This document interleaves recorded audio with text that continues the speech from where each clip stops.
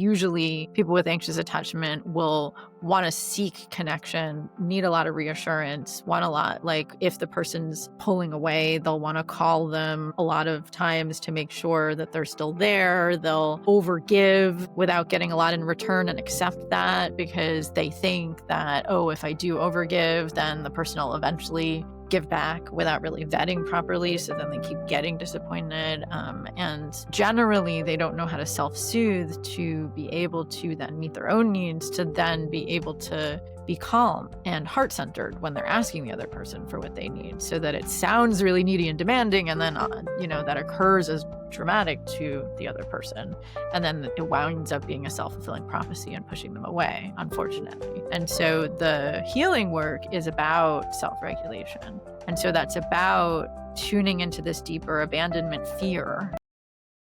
Welcome to Silent No Longer, where your past is a chapter and not the whole book.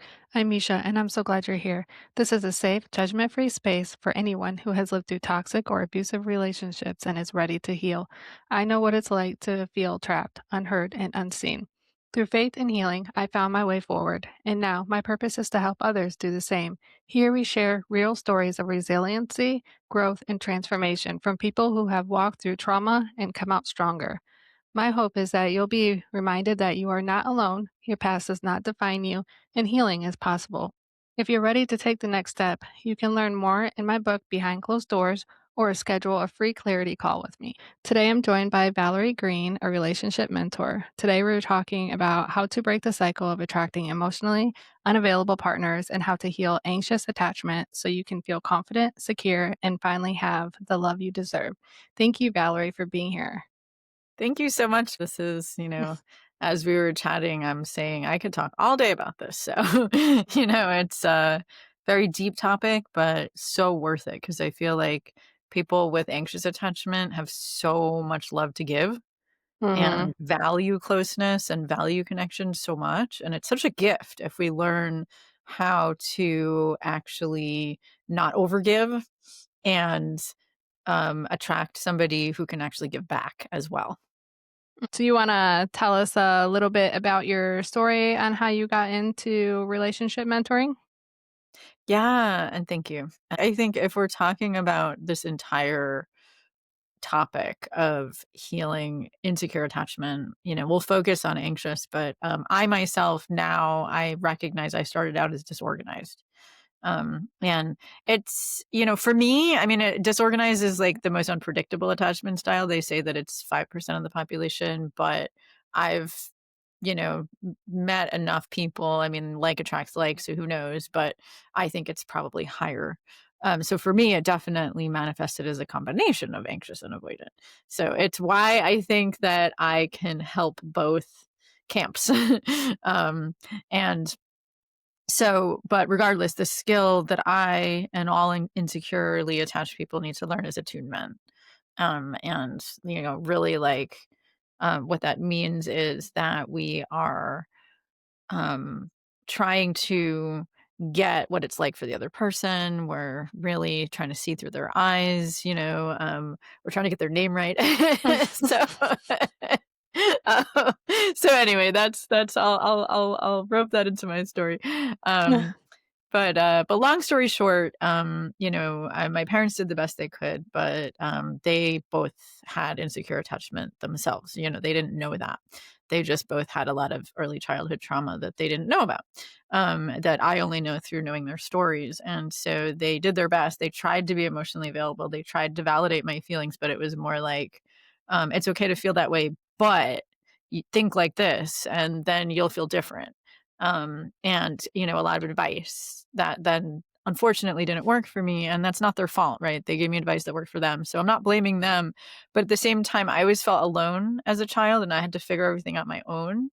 And I didn't really feel like there were any safe people that I could count on emotionally. I didn't really get the emotional support that I needed, and I was bullied because I was different from other kids. And so I kind of just closed down and went into my shell and pretended everything was fine. Mhm. And then my dad and I just butted heads and fought all the time, like as soon as I was like 7 or 8 and developed a personality. Um, and so I really, really hated conflict. I had only really felt judged by other people and really wanted to accept people. My mom actually did a really great job of modeling acceptance. She's very religious and she's very open-hearted, and I really credit her with my spiritual awareness, which I'm very grateful for. And so I felt accepted by her, but not emotionally validated. And so I really wanted to just everyone get along in my 20s when Mhm. I was dating. And so in my relationships in my 20s, I would sweep conflict under the rug and just pretend like everything was fine because I hated conflict. And then, but of course, that didn't, every relationship has conflict. So I didn't have any skills. And so when things weren't working, I would pretend like everything's fine until it would cross a threshold. And then I would just start acting like my dad and criticizing the guy and fighting with him. And then he'd fight back. And we'd get caught in these cycles of recurring conflict over and over and over again. Um, and it would just happen over and over again, and I would just be like, "Why?" and lamenting, and so that really gave me this passion, this insatiable passion for studying relationships. I read every book I could get my hands on in my 20s and started out as a health coach, but then, because this is my passion, this is what I wound up helping people with the most. And, long story short, married and divorced within this, paradigm, but because my ex-husband and I were so conscious and intentional, we really tried our hardest to work through these patterns. And that's when I really mastered the art of giving him deep empathy for his point of view and developing that emotional closeness with him to actually recognize we wanted different things out of life and out of marriage. So when we divorced, we actually divorced really amicably and we're still on good terms. So then I had to learn how to date strategically and really heal my own attachment style, which I'll talk about because that's when I actually recognized I thought I was avoidant back then, but that's when but then, when I met my current husband, I realized like, oh wait, I'm kind of anxious. And then, I have this sort of come here, go away vibe. And so I'm like, oh, I think I'm disorganized. And then it all like came together for me and I figured it out. And so then I had to apply all the tools that I teach to myself in order to really feel harmonious with him. And, I still fall back into my old patterns from time to time, but I learned how to vet him to make sure that he really wanted secure attachment, that he really wanted to build something real and lasting and wasn't going to shy away from conflict, really saw it as an opportunity for deeper intimacy and closeness with what both of us truly desired. And he really cares about creating win win solutions. And so I was like, okay, this is someone I could spend the rest of my life with. And, we've been together for 10 years now and we're very happy. And so, through that journey, I studied with Sue Johnson, John Gottman. I learned emotionally focused therapy, even though I'm a coach, so I can't say that I do that. But basically, it's an attachment based modality that teaches couples how to be vulnerable with each other and talk about their feelings and needs and fight the cycle of recurring conflict rather than fight each other. And, so it's really just what I love to do. And I work with both couples and with singles to learn how to date strategically and also with pre-committed couples. I wrote a book called The Commitment Roadmap, which is for women to learn how to date strategically and learn how to tell if the person wants what you want, and then, inspire the person who wants what you want to a deeper commitment through developing secure attachment together. Although that isn't necessary. I don't talk about attachment in the book because I wrote the book in 2018, and um I guess that was before attachment became really a buzzword, so I'll probably Mhm. create an online course in 2026 about how to heal anxious attachment because it is, I think, um, 20% of the population, and, my husband actually has anxious attachment, and, like I said, I think that people with anxious attachment have such a big heart and so much love to give, and they're usually motivated to learn and grow. And there aren't that many, in my opinion, online courses or tools for how to heal it. There's a lot of books about how to identify it, like Mhm. the book Attached, but that doesn't talk about how to heal it. Yeah. I don't know. I think I was an attachment and just didn't realize it or became one after my divorce. I'm not sure because my entire life, I never had anybody pay any attention to me, really talk to me. So, like, I didn't even know how to communicate with somebody because I just stayed quiet, kept to myself to stay away from everything. And Yeah. then I got with my kids' dad, and it was just yelling, and it was Mm. that's all I remember about our relationship is all the screaming, all the anger, throwing things. It was I don't know, it was just kind of, like, violent with words and with things. That's all I Yeah. remember. And then with my ex-husband, we didn't really talk at all. But when we did, it was either really long conversations that never went anywhere, or it was just everything turned into an argument. So then I just realized, okay, if I don't talk, it's fine. Just keep the Mm. peace. So then after that, I met a friend and he talked nonstop and I didn't talk at all. He's like, "You can talk." And I'm like, I don't know how to talk, you know? So my whole life not talking, that's how I've just dealt with things. And, so then learning that somebody actually wanted to talk to me, actually wanted to know things about me. You can have a conversation without it turning into an argument. Spend time with one another, like that was an okay thing to do. Like somebody actually enjoyed being around me, that sort of thing that I latched on so hard. My kids would tell me that I was addicted, and I didn't understand what they were saying. It's like, no, I'm just like hanging out with this person, until we stopped talking for a few months.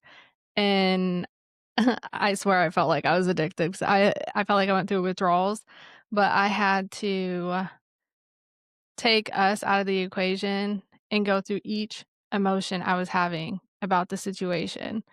And then God kinda led me to where it started from and where it stemmed from all the way down to my roots and, like, healed me that way. So now I don't latch on to people. I feel like I would just kind of work through that.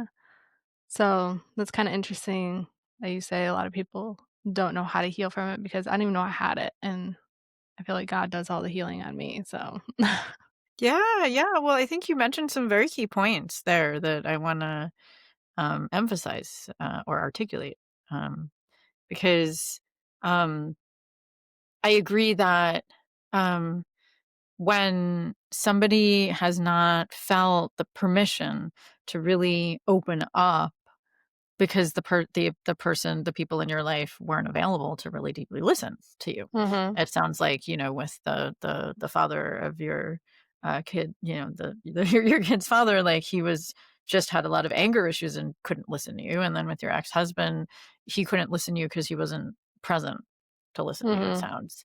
And so when you meet someone who's actually present, you're aware of something you need, right? And this is something that all of us need, and this is part of healing. I don't think that we need to, and I am very spiritual, so I'll say, God puts people in our life, mhm, to when the student is ready, the teacher appears, and I think we're all here to teach each other something and learn something, and so that friend, came into your life to show you what you needed, but he wasn't really available for the kind of romantic commitment that you deserve, and mhm. desire now. But he came in to show you what you needed so that you could continue the work on your own. And that's a lot of times how it starts.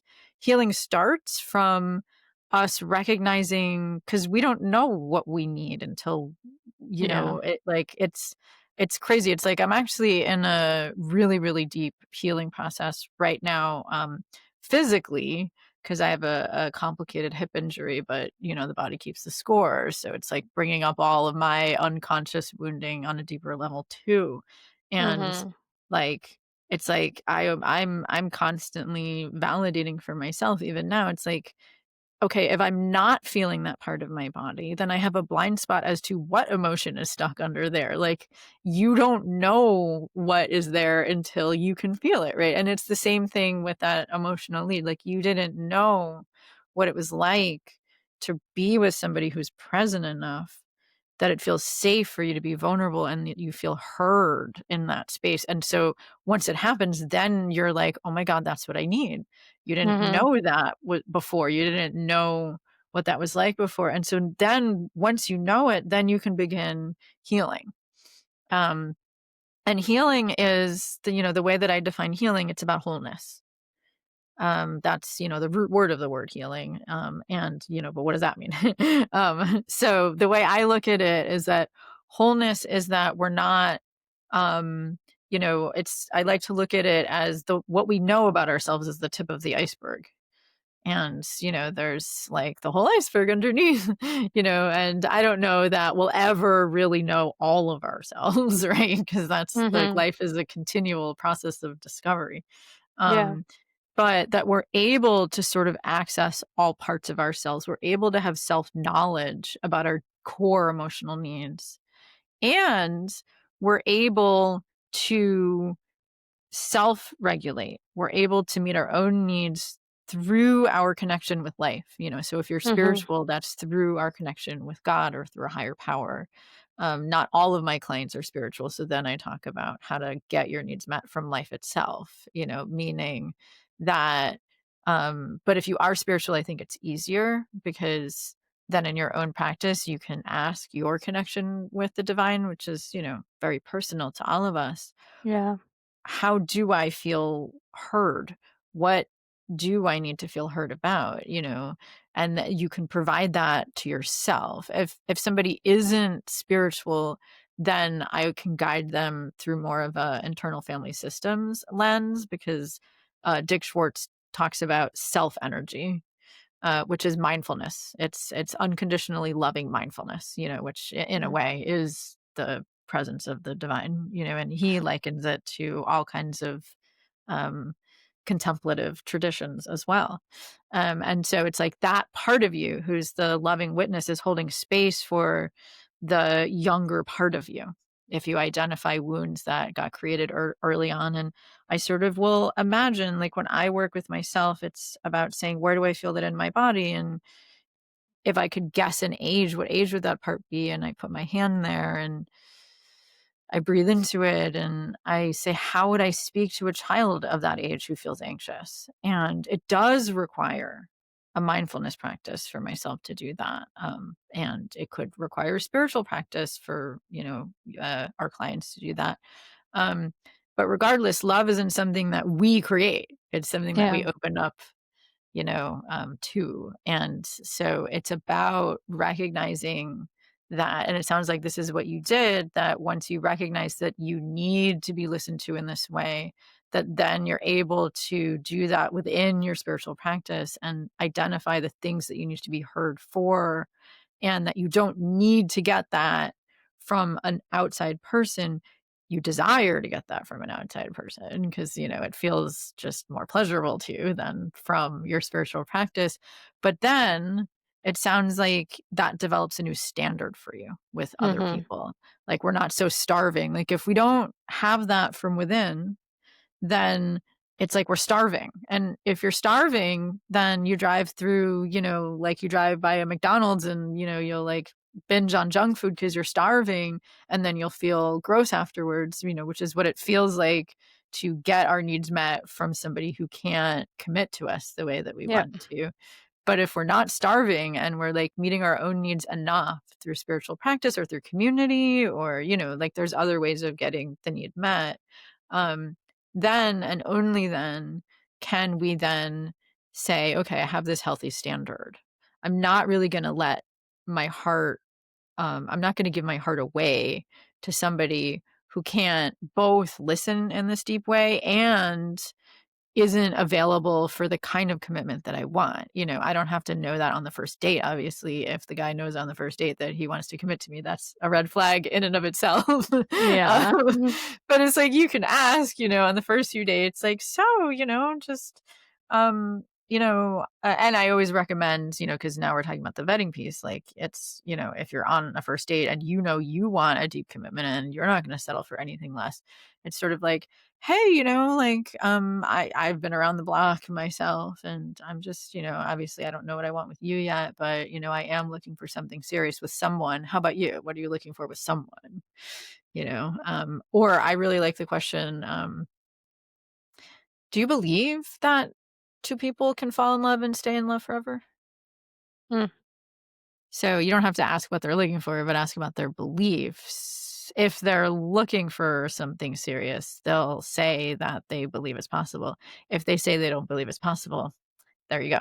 They're not looking for it. And you can yeah. disqualify them right there, no matter how good of a listener they are.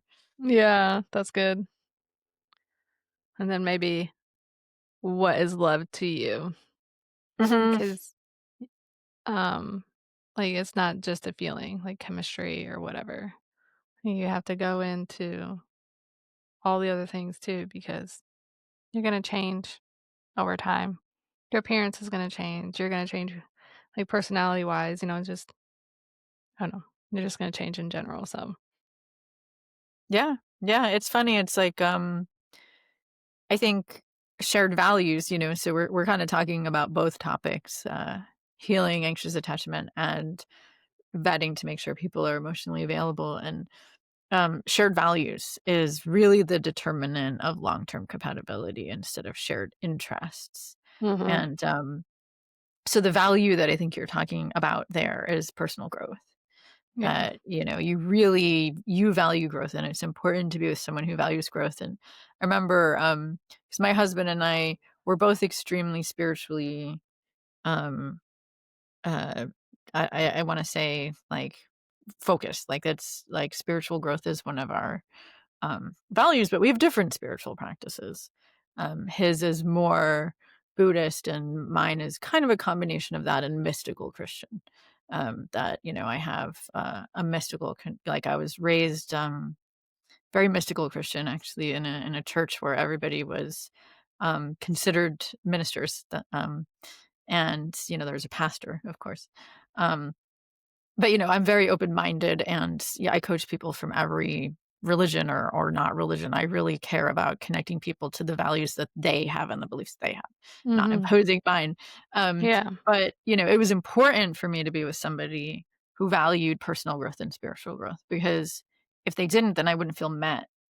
And Mhm. so I, had to ask the questions like, "So, what is your spiritual practice?" And what, I needed to have him give me an answer that made me feel met, and when we first Yeah. met, and he was working with a meditation teacher, and he was actually talking about, with his meditation teacher when we first met, he was, like, transforming a lot within himself.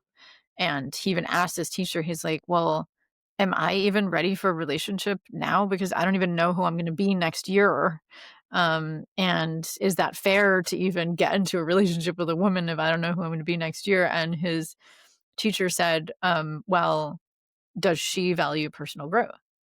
And he's like, "Yeah." And his teacher was like, "Well, if she values personal growth and she's also growing too, then that's a primary value that you both need to share, that who you are gonna be next year might be different, and who she is gonna be next year might be different. So you have to ask each other what's most meaningful to you in life, Mhm. and what are your core values, and are those aligned? Because if they are, then you can both change in different directions but still come back to the core values that you want to live your life around.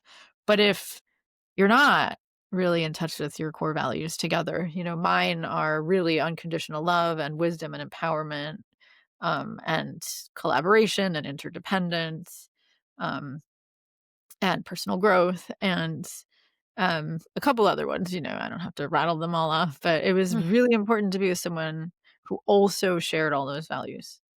And, when he told me that his meditation teacher said that, I was like, kudos to him. I respect him a lot more. I have exactly the same answer. Yeah. So, it's, of course, we can talk about the vetting questions, but how to vet someone to make sure they're emotionally available is to really ask deeper questions and not be scared of rocking the boat. And that all goes back to the inner work that we talked about in the beginning, because we have to be secure enough within ourselves to have the courage to ask questions that might push away the wrong person, even if we are attracted to them. Yeah. And even if they're giving us attention and we like that attention, it requires so much inner strength, which is why I'm glad you talked about your spiritual practice in it, because I feel like that is, it's like I have to pray for strength every day in my healing process right now, although it's not about relationships, it's just about like patience for my, healing of my hip and all of that, Mhm. the patience and endurance that I have to have through that process, and, to be diligent about doing all my healing practices, which my ego thinks are kind of boring. So, this morning, I woke up out of a dead sleep, and that's usually what God does when he wants to tell me something or work on me with something, right?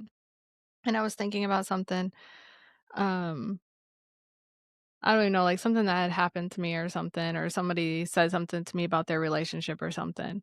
And I've noticed that I have a lot of pain in me still, but in just one certain area, and that is almost kinda like abandonment. Like, I'm scared because 'cause I've been telling people, like, I'm kinda scared to get into another relationship, but it's scared isn't the right word. I think I'm just, um, worried about being let down, or, somebody pretending to be who they're not, and just or just completely drop me out of nowhere or something. And I'm laying there, and of course, God shows up, and he's all like, "Oh, hey, you wanna work on this?" I was like, "Nope, nope, nope, nope, nope. This morning is Abandonment, not the that's fun, day." right? Fun way to wake up, yeah. Yeah, I was like, "Yeah, can we not do this today?" And then I was just so upset with myself because I'm like, "Oh, why did I not take the opportunity?" Because now I feel like then after that, I was like, all this regret, I'm like, "He wanted to work on me Mm. with something. It was probably for a reason." Or maybe he was just like, "Hey, that little feeling you get, it's because of this. I just wanna let you know it's because of this." Instead of making me wonder, like, "Why do I feel like this all the time?" And then he just kinda, like, touched that little root that needs to still be healed. Like, "This is why. Yeah. Do you wanna work on it now? No? Okay." Yeah, that's how he I works in my life. Yeah, and I mean, that takes a lot of courage to even be willing to admit that when you're like, "Oh my god, it's 6 a.m. and I don't feel like working that hard at this hour," and to Mm, admit that you feel regret about that, because a lot of mhm. people wouldn't admit that to themselves. They would, like, come up with an excuse to not feel that. Yeah. I tried I was like, "Okay, we can work on it," but the moment had already passed. I couldn't get back to it, so it's like, Ugh. Right, I know. No, no, I mean, trust me, that happens to me too, and it's just like, "Damn it, I can't get it back now," but, the funny thing about life is that if, we say no to an opportunity, it'll just show up again, right? Mhm. So, Yep. you might have slowed down your healing, but you're not gonna stop it if you're, like, Yeah. feeling that regret, and I think that's, my question for you around that is, are you able to have self-compassion around, because it sounds like you felt, um scared is the wrong word. You felt resistant in that moment, and are you able to Mhm. have self-compassion for your resistance? Because it sounded like you wanted to wake up with more ease, and, I'm not, like, saying that you should let yourself off the hook necessarily, but, like, are you able to have compassion that, "Okay, you missed it this time, and you can come Mhm. back to it next time?" Yeah, 'cause I sat there and I thought about it for a minute, and normally when he takes me through a healing process, it was done differently. So that's why I almost felt like it was just him saying, "Hey, this is why you keep feeling that way. Stop asking yourself, this is why." But, I didn't feel like it was time to actually dig deep, because it would have been, goodness, probably hours of crying and digging, and I was like, "I can't do this morning." I'm like, Yeah. I don't have enough time in my morning to do this really, so, but I know it'll come back up again. The regret part was more of, did this slow me down from the next step he wants to take me toward? But, I mean, I feel like if he really wanted to work on it right now, he would've pressed harder because he's done that Mm. before. So I feel Yeah, like it was just him saying, "Stop being so hard on yourself. This is where it's stemming from, and one day we'll work on it, but I see right now you're not ready, so I'll be back right. later." And I mean, I think this is actually a really great, uh, discussion point, but it's up to you if you want me to ask you more questions or if you wanna ask me more questions, that's okay too, but I think, like, the biggest part in healing insecure attachment is that we can, because it sounds like you are practiced at letting God show you the ways that you're still scared of abandonment and you're Mhm, still scared of somebody, creating a safe space for you. Because sounds like this is what happened with your friend, and let me know if this is too vulnerable of a question to ask you. Um, but that you got this experience of like, wow, it's really safe for me to open up and I feel so heard and validated and accepted, and yet that person isn't open to the type of commitment that you need. And so, like, when that person wasn't available, that probably opened up an old abandonment wound. And it mhm, did make you feel abandoned, it sounds, during that time. And so, healing is really heart-wrenching in that space. We have to, I mean, the way I look at it is that the divine comes to us. The degree to which we let ourselves feel our pain is the mhm, degree to which we, open the door. There's that quote that, like, God comes into the broken places. mhm, Um, and so the more we're willing to feel our pain with self-compassion, the more we can then allow love in and insights in. Um, and when that happens for me, I agree, it can take hours and there can be a lot of crying. And, it's, of course, I'm happy to open up about what my process is like. And,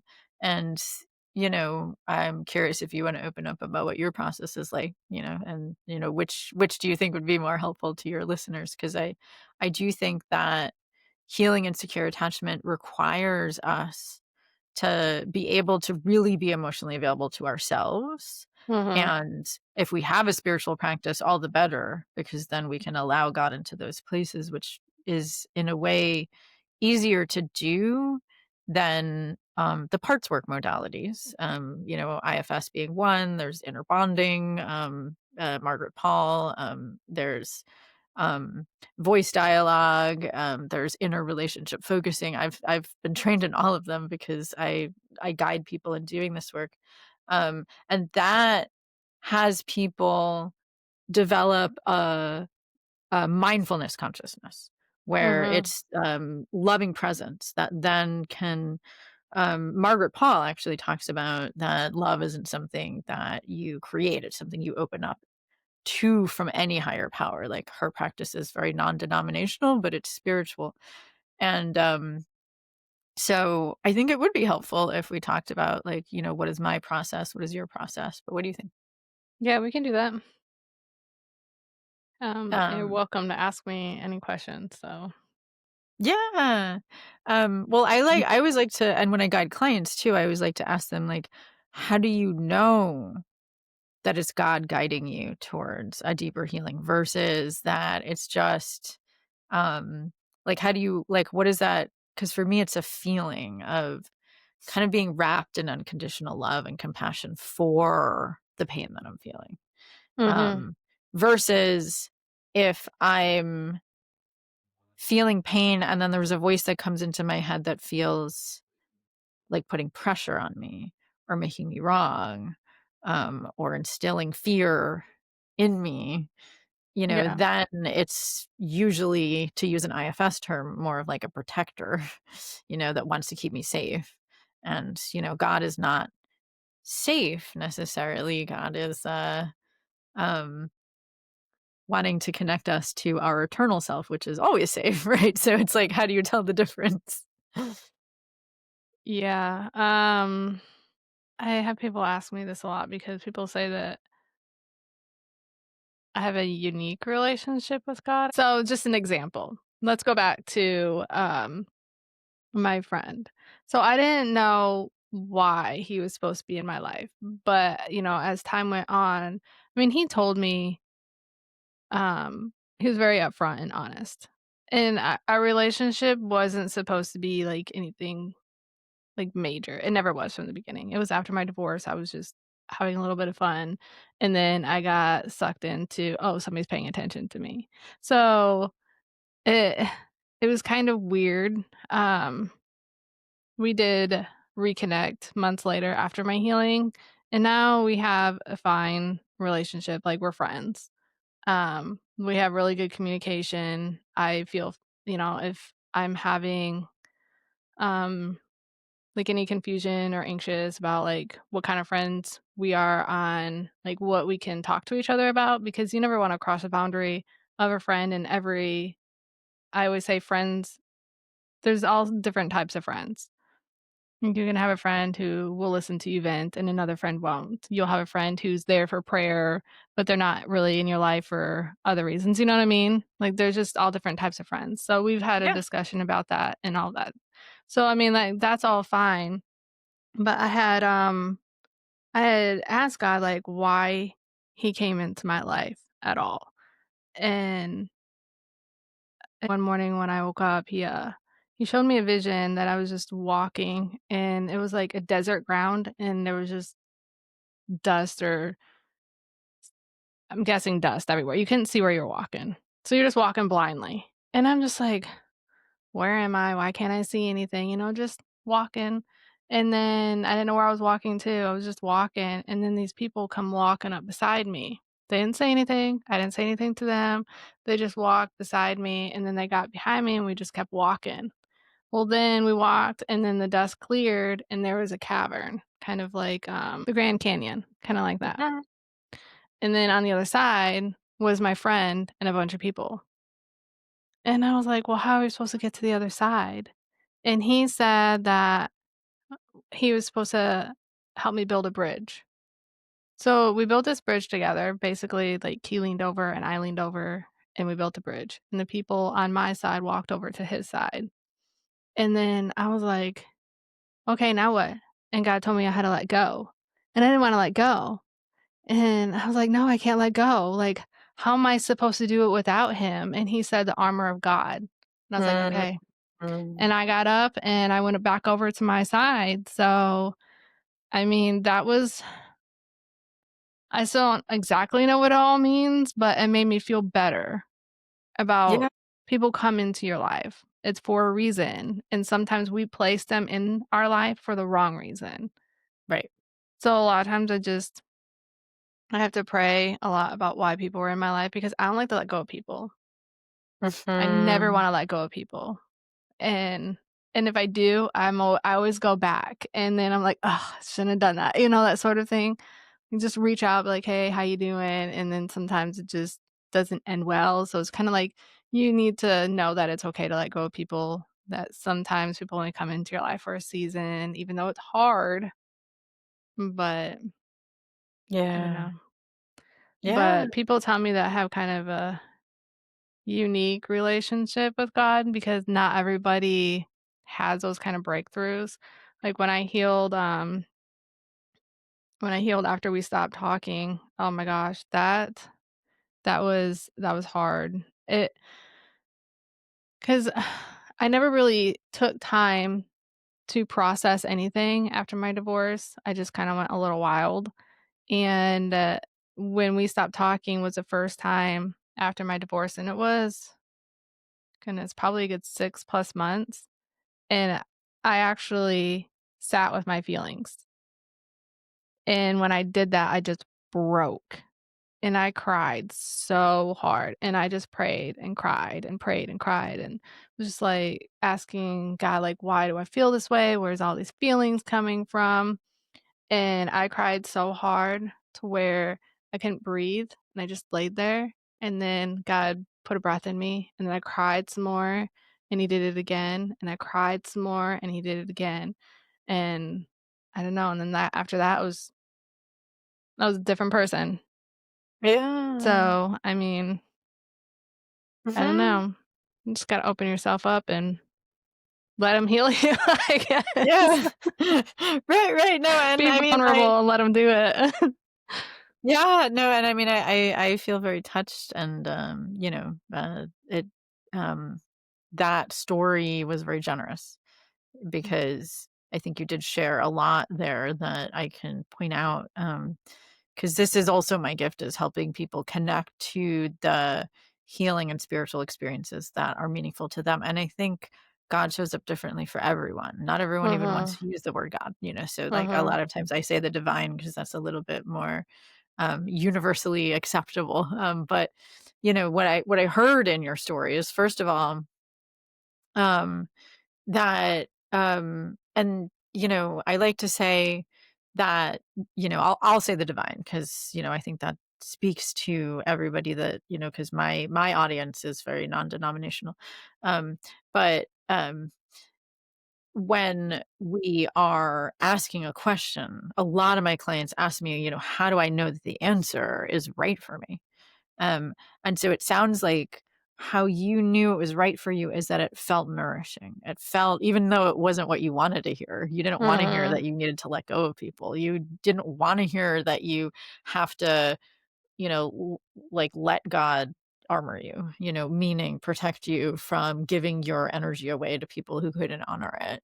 Um, that isn't pleasurable for you to hear, but it probably felt nourishing, kind of mhm. like if you're craving sugar, but you like eat a healthy meal instead, you'll feel more nourished, but Mhm. maybe it, like, isn't the high that you were looking for from sugar, right? So that's Yeah. kind of the analogy, that's how you know that it's actually healing, um, and then, the second part of what you said is that it occurred to you as kind of like a dreamlike quality, because I feel like, the divine will speak to us in dreams and metaphors, and, because it's not the answer that we're looking for is not rational. Mhm. So it's not gonna come to us when we're healing in "Well, you just need to check these boxes and do these things." Usually, if you get that answer, it's coming from the mind, Yeah. and the divine speaks to us more from the heart. And the heart is very emotional, and emotions are part of the unconscious mind. And so they speak to us, emotions, and, healing messages comes to us through, visions, through, um, voices that we hear that resonate emotionally, not rationally Mhm. necessarily, or, a felt sense of feeling nourished, even if it isn't what we want to hear, you know? Um, and, so I think that's my, reflection of what you said, that, like, and thank you for sharing, because I think my process is different, but I think equally, um, helpful to talk about. And, this is what I do when I work with clients too, is like I help them develop a healing practice that really resonates with their beliefs and Mhm. their capabilities. Because some people are more visual, some people are more auditory, some people are more kinesthetic, which is feeling oriented. Mhm. And This is my neurolinguistic programming training, where I can help people to, um, create a container to allow healing in a way that works for them. So for me, I'm very kinesthetic and visual. I don't so much hear voices. I like I had to learn the practice of inner relationship focusing. Ann Weiser Cornell developed it, and it's a parts work modality that you develop a mindful presence, and then you ask a part of you, something in me feels that way. what's the feeling? What's the message? And you like learn how to decipher the messages, and you know it's the right message when it feels loving and harmonious, not when it feels, you know, scary or but if it does, then, you can say what's the scariest thing about it and make sure that you are maintaining loving presence. And then, you're getting answers from this part of you and giving unconditional love to this part of you. And so for me, that was the first practice. I actually learned that when I was separated from my ex-husband. This was like 15 years ago.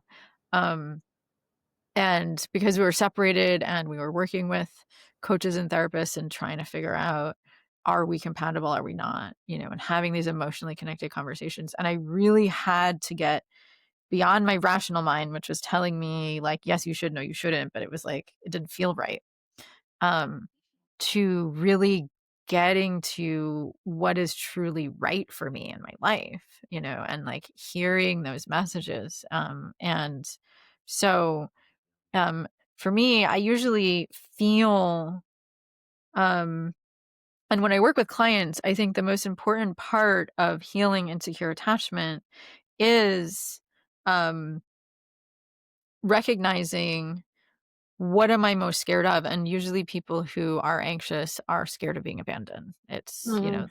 the common modal mo modality, common denominator. Um, I'm laughing, but it's not funny. I mean, it is very, scary. Mhm. And I mean, I feel it too, coming from being disorganized, but like for me, it's more complicated because I like push people away. But then when they're pushed away, I'm like really anxious that I'm going to be abandoned. So it's kind of a double whammy. But of course, like now that I've gotten a handle on it, I call myself out on it with my husband, and then we can work through it. Because that's the first key to healing is naming the dynamic and being able to talk about it and being able to talk about, here's how it looks when I get like that. And like, if you just reflect what I'm saying, then I'll be like, oh, wait, I didn't mean that. Let's actually talk about our feelings and needs.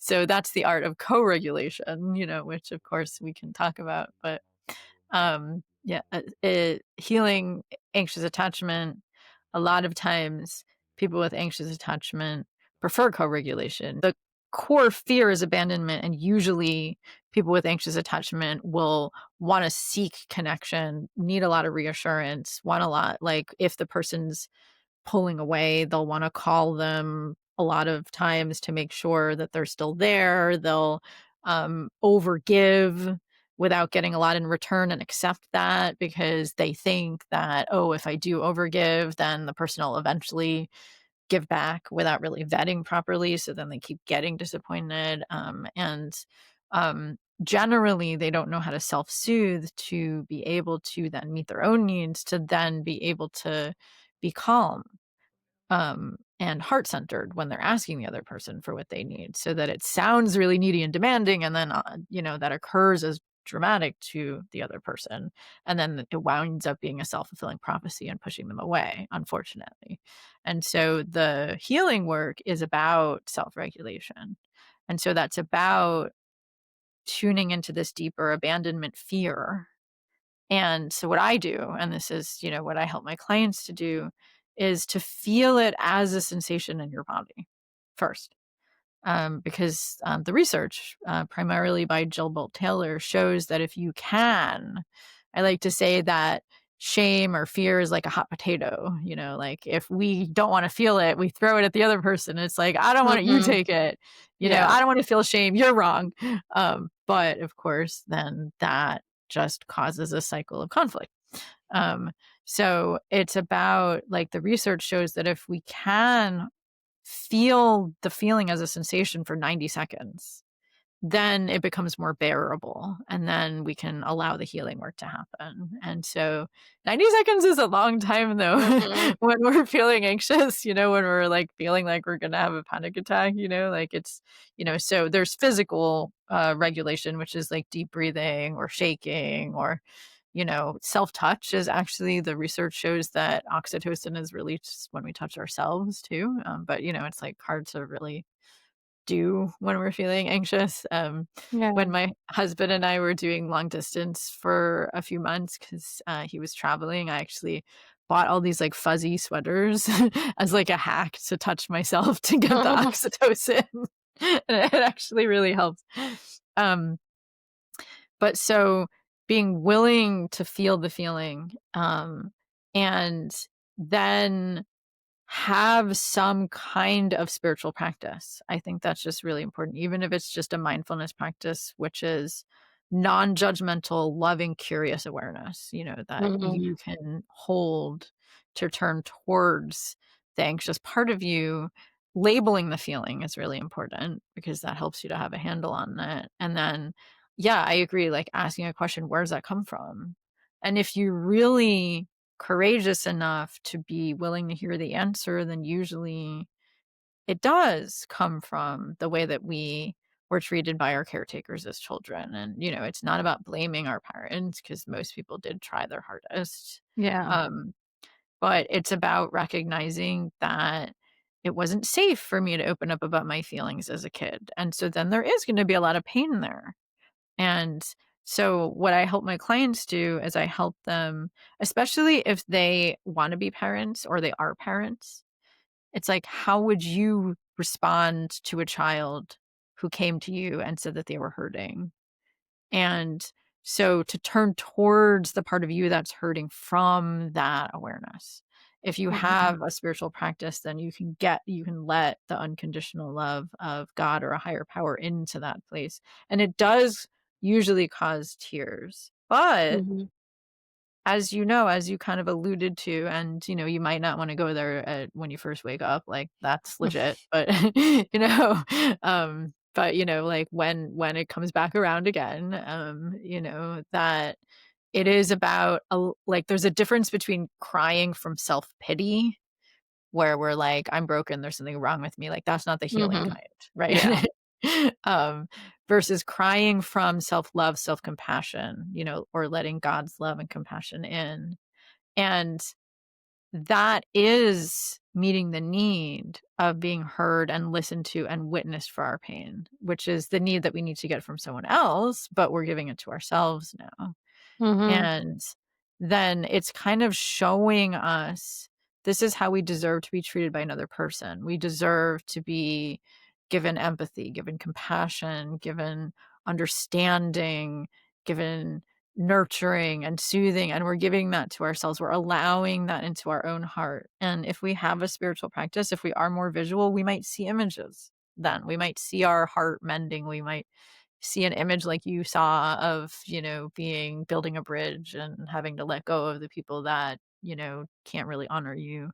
And that's not necessarily gonna feel pleasurable, right? It might Mhm. feel, like, hard and a struggle, but then we get to ask the questions like, "Well, what would make that doable for me?" And that's sort of like the contemplative practice of prayer and meditation, right? It's like asking a question and waiting for the answer. Um, and it's funny, I'm actually reading The Interior Castle by Teresa of Avila.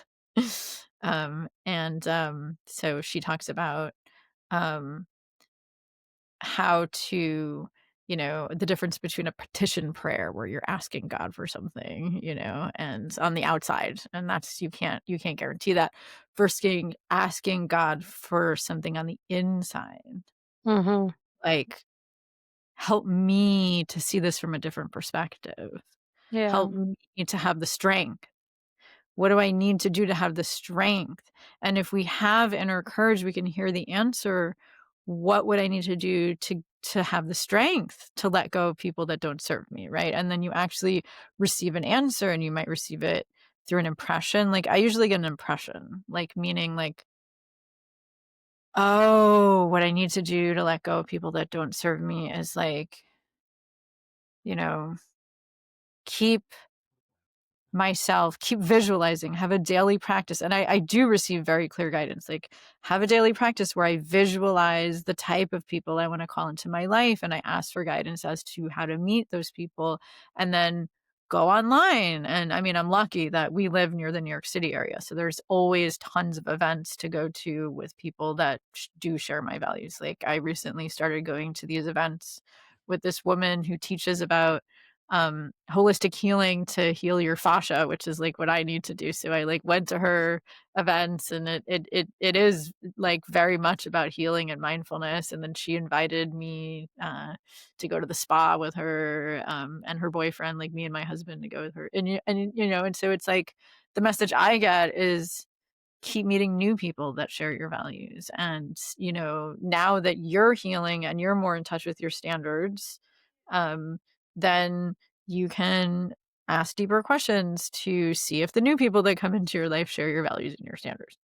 Yeah. So it's like if I'm going through a similar thing, because I am going through some similar things to what you're going through. I mean, I'm happily married, but like for me, um, in my healing process now, it really is about community and my wounds around community growing up, and feeling like it's hard for me to create the kind of community that I want in my life now because I do thankfully have a core group of friends that share my values.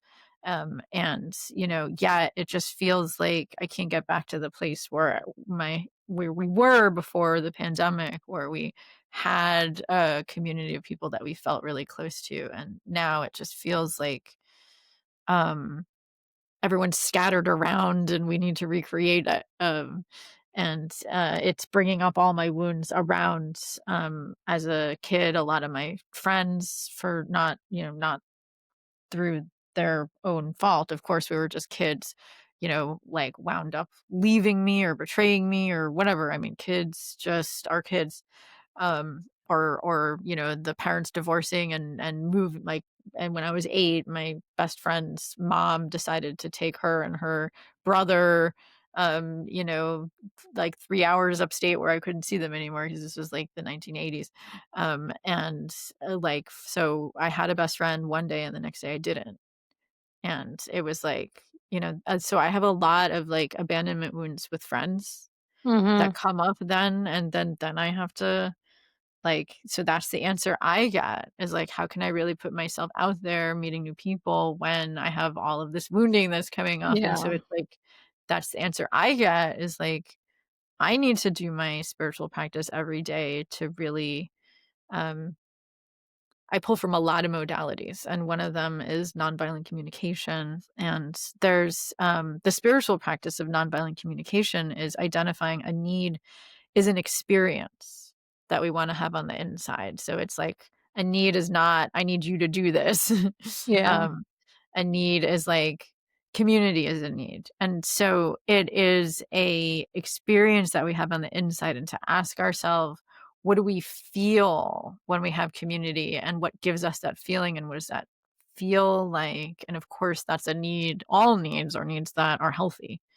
There's Mhm. unhealthy strategies to get the need met, but then there's healthy strategies to get the need met. And so if I every day visualize that need getting met in a healthy way, in a harmonious way, and then ask for guidance as to how to move towards that, what questions do I ask new people that I meet to see if they value the same things, and like only really grow closer to people over time that value the same things, and value community too in the same ways that I do. And um then I can feel confident in it, and not insecure in it, because I tend to otherwise, with where I'm at in my healing process, if I don't do spiritual practice every day and meditate and visualize every day.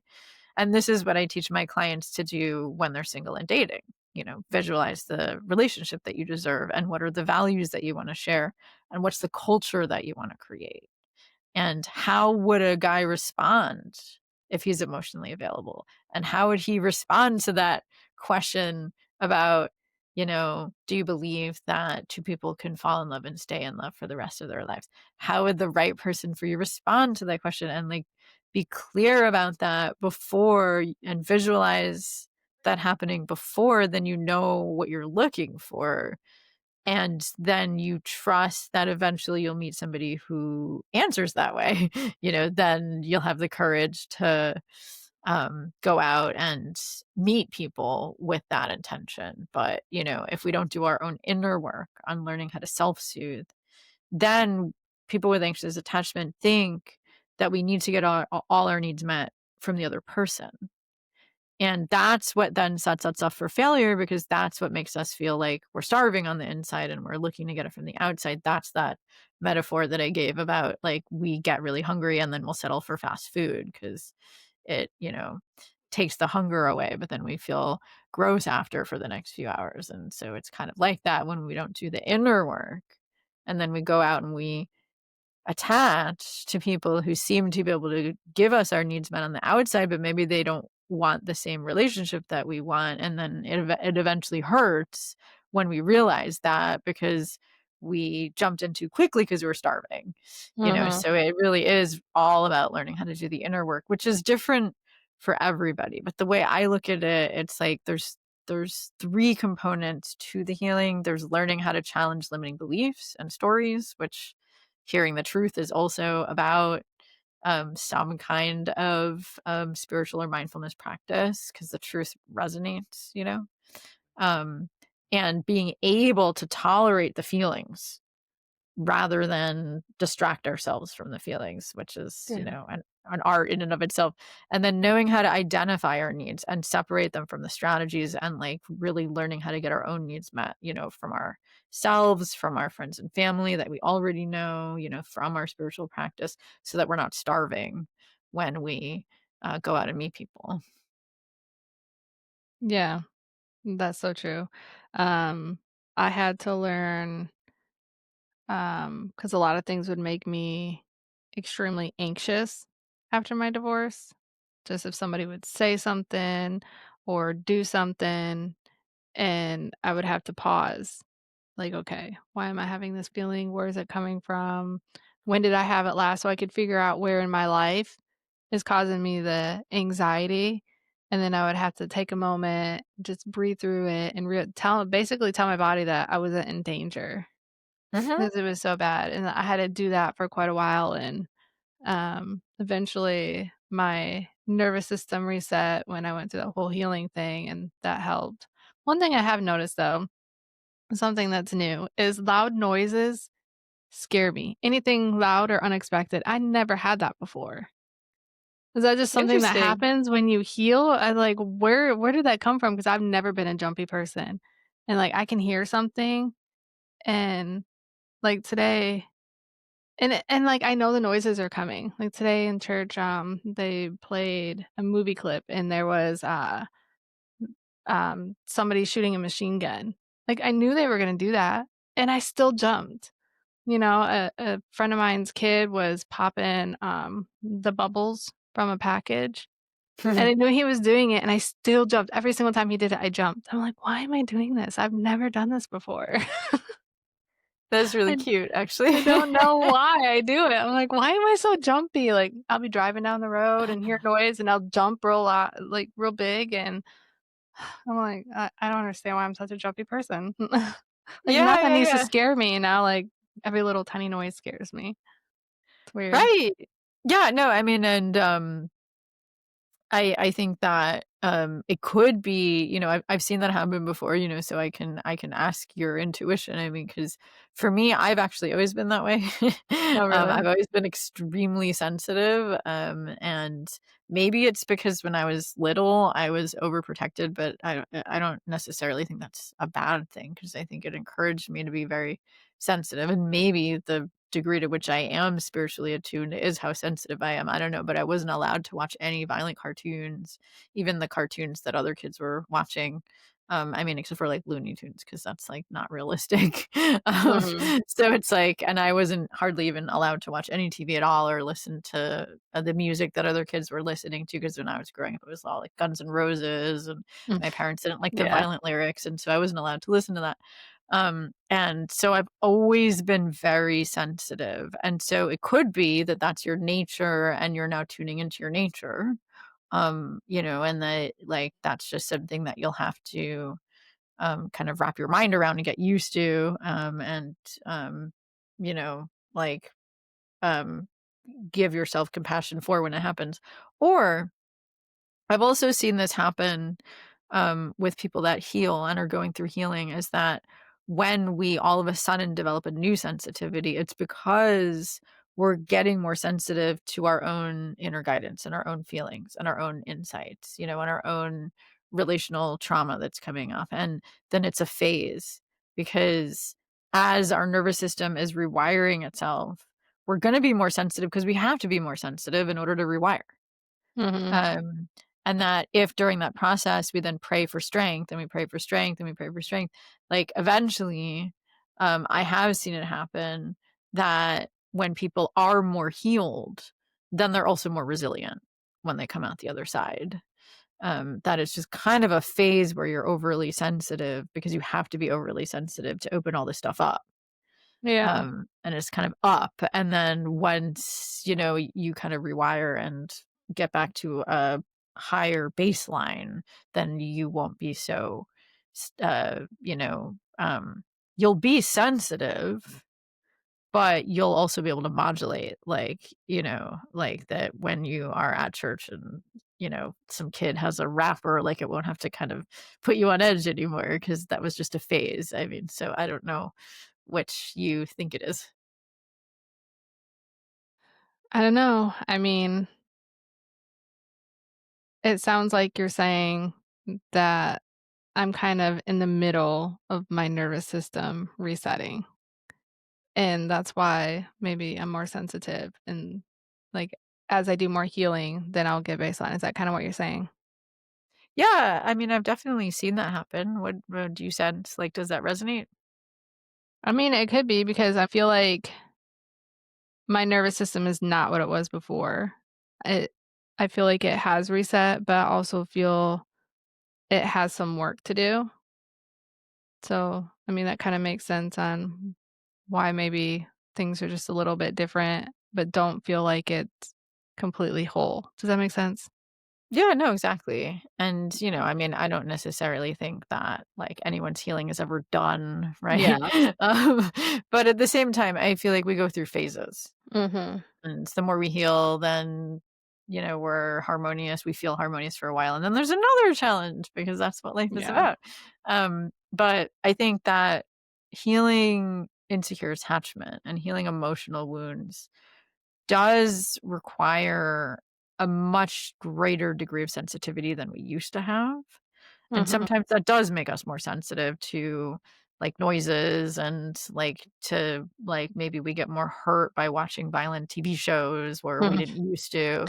Yeah, that's Um, another thing I've noticed too. I cry during shows. I never used to cry through movies or anything, and we were watching NCIS, and I was crying over that. I was like my daughter's like, "Are you crying?" I was like, "Yeah, this is sad." Like, I never cry, so she was like, What's happening?" yeah, yeah, totally. And Yeah. it sounds like that's what's happening, is like that you're just becoming even a deeper aware of your own feelings and needs. And, it's hard to do that without also just like noticing your deeper feelings with everything. Yeah. Um, and, I mean, it could be that that's your nature, but then even if that is your nature and not a phase, my guess is that, you'll come to a deeper acceptance about that at some point. Like for me, it's my nature. And so I had to come to a deeper acceptance about that. Even before I met my current husband, like I just am very sensitive. I'm very sensitive to changes in temperature. I can't Mhm. really like spend the day outside without a lot of layers.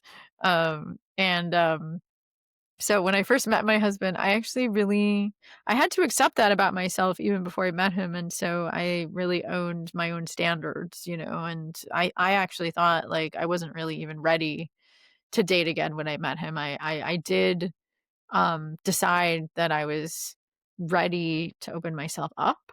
But, I like met him pretty soon after that. And so I was like, I think he invited me to a date where we were going to walk around outside and it was the early winter. And so I was like, well, okay, I'm happy to do that. And um I'm gonna have to have all these layers, and then when we go inside, I'm gonna, need to carry all these layers. And, is that too much work for you? Is that inconvenient for you to, deal with that? Because I might need you to like carry stuff for me or whatever. And he looks at me and he's like, "Why would that be too much work? That's fine." Um, and I realized that in the past, then the people I'd been with would have thought that's too complicated because, like, "He doesn't need that, so why do I need that?" Mhm. But it was a huge green flag for me. I was like, "Oh, he can actually accept my standards and work with them. Alright." Like, that made me trust him a little bit more. And, so that's, a big part of also vetting people to see if they are emotionally available is to really have acceptance for your own quirks and your own sensitivities and your own limitations. I think I even told him I cry at movies, because I actually always cry at movies. Mhm. I've always been like that ever since I was little, and, I didn't wanna be someone who would judge me for that, and he was like, "Oh, that's really sweet." Yeah, I never realized that why or how people could cry during movies or TV shows because it's not real, and I've come to realize that it wasn't so much that I didn't have feelings at the time about the show or whatever, it was just I had learned through life not to show when you're upset about something or cry about anything because you just didn't I almost didn't wanna give people the satisfaction, that what was going on around me was affecting me, or maybe I just didn't want anybody to know, so I feel after I did a lot of healing, now I'm just emotional about everything. It's Yeah. like, "Oh, okay, I can show my emotions, and it's okay, and you don't have to be strong all the time," and so Right. Which is a yeah. big part of healing insecure attachment, is, because it is the beliefs. I look at insecure attachment as a belief system and a skill set. That if we grow up with the belief that if I feel vulnerable, people are going to make fun of me or they're not going to accept me or it's not okay, Mhm, or, then that unfortunately, as children, we have two choices. We could either decide, like, oh, these people are kind of incompetent emotionally, or we can say, "Oh, well, this just isn't okay to do." With mhm, the first part, that feels too scary for a child because if we know that our parents are incompetent in some way, then we might die.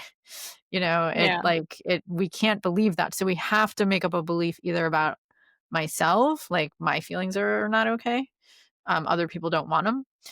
Or it's just not okay to be vulnerable. That's just not what people do.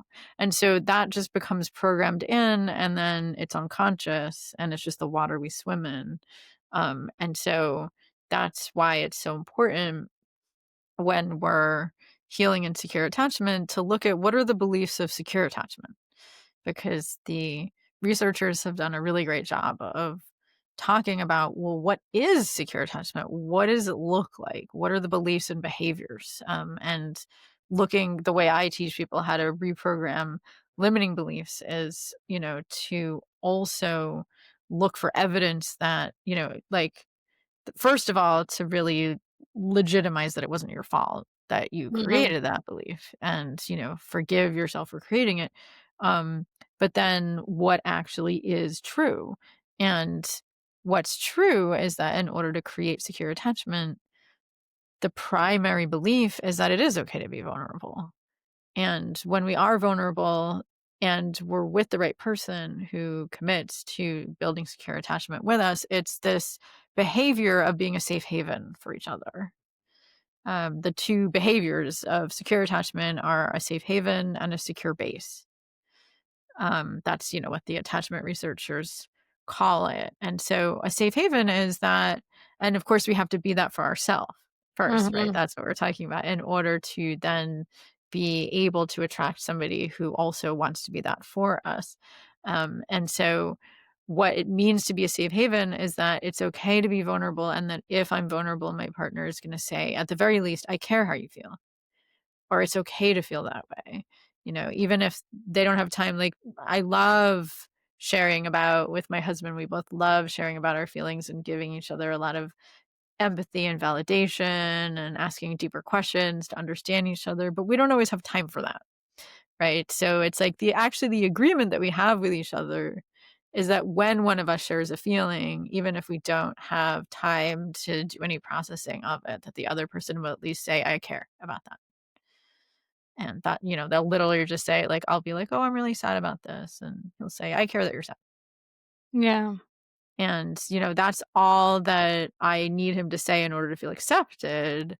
And then I can then do my own work if he's not available to give me more presence than that. But, that's one of the behaviors of secure attachment, is being a safe haven for each other, meaning it's safe to feel vulnerable around them. And Mhm. so when I'm helping people reprogram their attachment wounds and learn how to have secure attachment, the inner work is self soothing, but then the outer work is learning to vet somebody to see if they know how to have empathy for your feelings. And so I recommend doing that really slowly when you're getting to know someone, kind of start out saying something, not too vulnerable, but vulnerable enough, like, "Hey, I'm kind of sad because my friend is going through this challenging time, and I was, just giving her a lot of empathy today, and I really care about her." And, like, Right. notice how the person responds, because, like, if they are emotionally available, they'll give you empathy for that. They'll be like, "Oh, wow,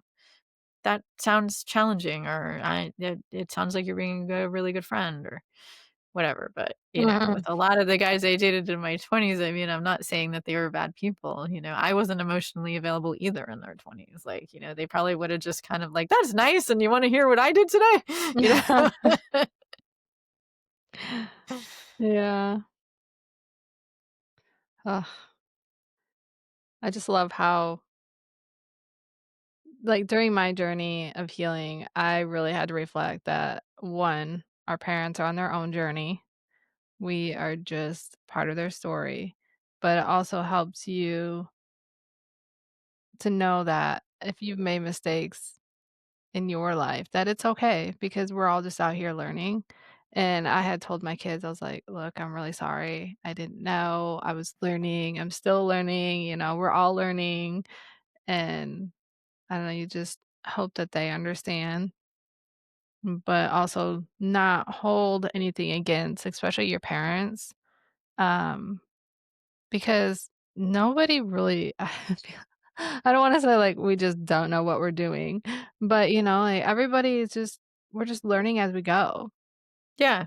Yeah, no, Nobody's totally. given a roadmap on, like, "Hey, this is what you have to do, and this is how everybody's gonna end up being happy for the rest of their life," like, with no emotional wounds or anything, like, Right. nobody's given that. So, No, just that's give not give everybody grace, and I don't know. I just think that's my biggest prayer, that people who have all that inner hurt can understand or learn or heal, just to know, yeah, things happen in life, but don't hold on to it. Just right. No, exactly. It is a little bit like threading a needle, in my opinion, right? Because it's like, I completely agree. There's no room for blame in healing. Mhm. It can be a part of the process, because anger is part of the Yeah. process, but anger doesn't have to be about blame. It doesn't Mhm. have to be. And I mean, I think it's really hard for people who had very abusive childhoods. Like, let's say you Mhm. were raised by somebody who is narcissistic, for example. So there is a process that might involve blame to begin with. If you think your parents had actually negative intentions, then there might be a part for blame in the process, but we do have to give that up in order to heal, and Yep. that can be about understanding about their wounds and where they were coming from. And they weren't, even if they were, God forbid, trying to hurt you, which unfortunately does happen to some kids. What made them like that? Yeah. Someone tried And to hurt them. yeah, that's exactly how I grew up, so Yeah. and it is hard to heal, especially when you went through so much of that, but you just have to understand or come to the conclusion that you don't know what they went through in their life. There's a lot of stuff about people's lives that you don't know, Exactly. and, like, I blame my mom for so much stuff when growing up, of things that happened to me and things that I went through, but I didn't know a piece of the puzzle until I got older about what she was going through. And it took me many years to process everything because I was like, "I don't wanna know nothing about her life. I don't wanna know anything, like, don't tell me this, don't tell me that." Um, because you wanna see your parents a certain way. But sometimes they have their own story going on, and if you kinda understand their story and what happened to them, it can kinda give them grace and forgive them because they're going through their own things that they may not have shared with you or didn't know how to cope with or handled in the wrong way, you know? Yeah, And you're just exactly. along for the ride because, well, you're their child. So, but Right. Yeah, no, there's that saying that hurt people. Mhm, That if somebody does unfortunately have negative intentions, it was because something similar was done to them. mhm, And, we can only really give what we have. And so I think it's important to do that forgiveness work so that we can then heal ourselves. Because if we're really focused on blame, then that is stealing our energy that we yeah, need for our own healing and looking at our own wound and, okay, that was done to me. So how do I heal it? Right. And mhm, then, like the that goes back to the work that we were talking about in the beginning of really allowing whatever aspect of, if you are spiritual, that's all the better because then the qualities of the unconditional love of the divine are compassionate and patient and mhm, um empathic, and you can let that into the pain. And um I think that coaching or therapy can help, guided meditations can help. Having a loving friend who's holding space for your feelings can help. But obviously we want to have healthy boundaries with friends, right? It yeah, needs to be a really close friend if they're going to hold space for your hurt. Somebody that you trust isn't going to yeah, use it against you, and that you do the same for them. mhm, I thankfully do have friends, a couple of friends that are also healers, and we actually hold space for each other to do this work, where they'll be the compassionate witness, and I'll open up my inner child wounds and like imagine that my dad was emotionally available and then cry and take in divine love, and like my friend's just there witnessing. And mhm, then of course I do that for her too. So, I'm not saying that people need to work with a therapist or a coach, but, if you are going to just do it on your own, a lot of times we do need a compassionate witness from another yeah, person because, the wounds that were created in relationships sometimes need to be healed in relationship. And, that's why there's more than one of us, is that we can really, as they say, be God's voice and eyes and hands and heart in the world. yeah. Do you want to, tell the audience where they can find you, if they wanna connect with you, if you've written any books or anything, you wanna let them know just what you Yeah, have going on? thank you. So the easiest way to find me, I mean, I do have all the social media and whatnot, but that's all listed on my website. So it's coachvaleriegreene.com. So it's VALERIEGREENE. So coachvaleriegreene.com. And I do have actually 4 free gifts if people want to get a feel for my teachings. The one that is the most closely related to what we talked about today is the healing. So if you go to my website, there's a tab that says free products slash ebooks, I think. And there's one that's called healing. And so it is actually 2 free chapters out of my book. My larger book is called The Commitment Roadmap. And I do not have that available on Amazon yet. It's funny. It's like I actually hired an editor and then I still have to edit her edits to the manuscript. And like when my hip got injured, now I'm like completely focused on my own healing. So I'm not doing that. But it is available on my website. I published it on my website in 2018. So I've sold about 500 copies just that way. And, I do have a refund policy, and I think maybe 2 people out of the 500 have asked for a refund, so people tend to like it, That's good. and, that book is really how to date strategically and attract somebody who wants the kind of commitment and wants to commit to the kind of culture that you want, and really how to, uh, do the inner work. And so, I don't necessarily talk about attachment in that book, but I do talk about how to, um, challenge limiting beliefs, how to identify the patterns that you tend to get caught in, and what are your emotional needs that didn't get met inside those patterns. And then how do you do this self regulation process to meet those emotional needs on your own? So that's my healing ebook. So you can get that on my website. And I also host my own podcast. It's called Soul Shaking Love. So you can see that on my website too. So yeah, and I have an online course on there too that's for women that are in a committed relationship, but their partner is you're either stuck in a cycle of recurring conflict, or you're like ships in the night and you're distant now, and how to create that connection that you had in the beginning. So, lots of resources if you want to check it out. Yes, they all sound amazing. Thank you for sharing that with me. Well, thank you so much for being here. It was really great talking with you. Yeah, and thank you so much for sharing your story too. I feel like that was really helpful.